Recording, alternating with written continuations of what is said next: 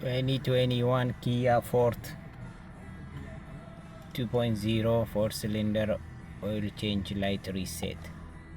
Gonna go here and scroll down until you see service interval, then click OK.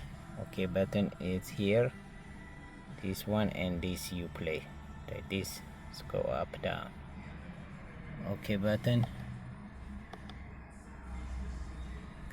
go reset, then OK, then it's gonna ask you yes, no, just yes. OK, that's done. That's reset light for a Kia Forte 2021 2.0 4-cylinder. See you next time. Bye bye.